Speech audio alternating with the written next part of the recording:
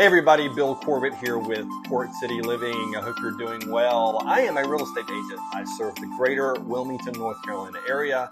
I help families buy and sell homes all the time. I love what I do, and I love bringing videos like this to you because I want to give you a perspective of what it's like to live in this part of North Carolina.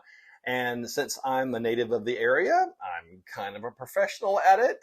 So today's video is about a little section just outside of historic downtown Wilmington called the Arts and Antique District.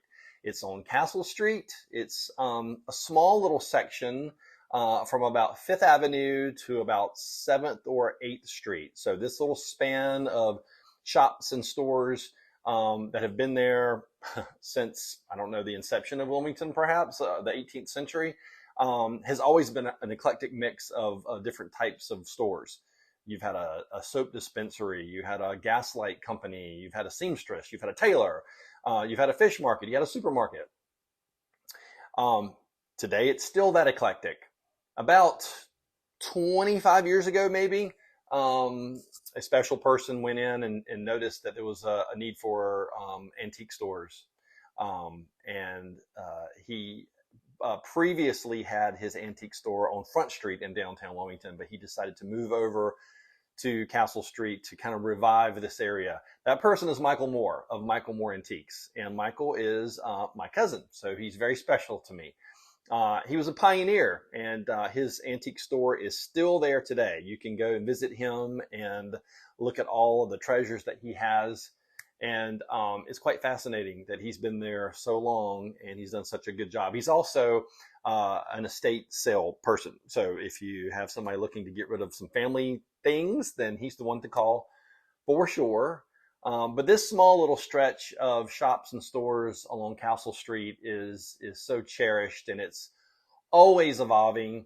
It got the name when Michael moved in with his antique store, and again, I want to say about 25 years ago, the Arts and Antiques District. And it still is that today, although the antique part is kind of going away.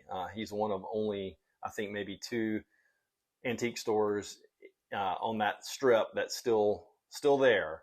But today you've got some restaurants, you've got coffee shops, you've got Gravity Records. So if you're into vinyl, this is a great place to go shop.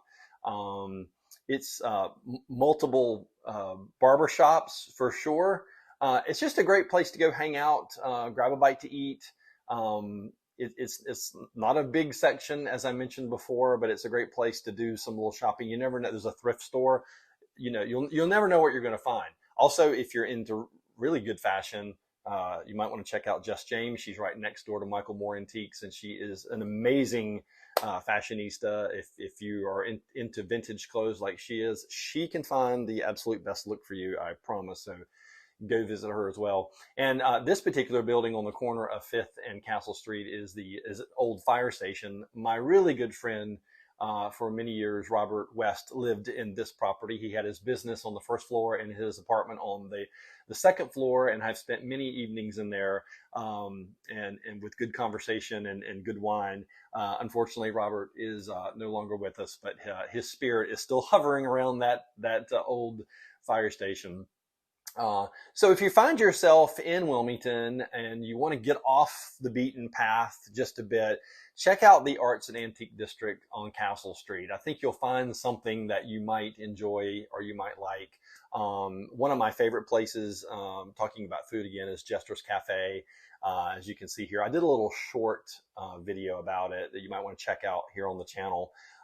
But this is a really, really good place to eat. And just make sure if you go on the weekend, don't be starving to death, because there is typically a wait for this spot. That's how good it is. So check out the Arts and Antiques District and let me know what you think. If you're visiting Wilmington, this is a destination that you might want to put on your list. And if you live here and you forgot about it, go take a walk through it. It won't take you long because it's not a big area, that's for sure. Also, if you get a chance, go check out my newest venture. It's the Port City Living podcast. You can find it on SoundCloud, Apple Music, and on Spotify. Me and my good friend Brad Brown sit around and talk about life in Wilmington and what it's all about. Our most recent episode, we sat down and talked to Shane Fernando, our very special guest, who is the new executive director over at Thalian Hall, our prized possession, Thalian Hall, our oldest theater, which is quite amazing. So I think you'll enjoy our conversation with him. So I hope you enjoyed this quick little video. I love bringing this kind of information to you. If you have any questions about this or about real estate in Wilmington, North Carolina, please reach out to me and let me know. I'm Bill Corbett with Port City Living. Thank you so much for tuning in. And remember, if someone doesn't have a smile, then give them one you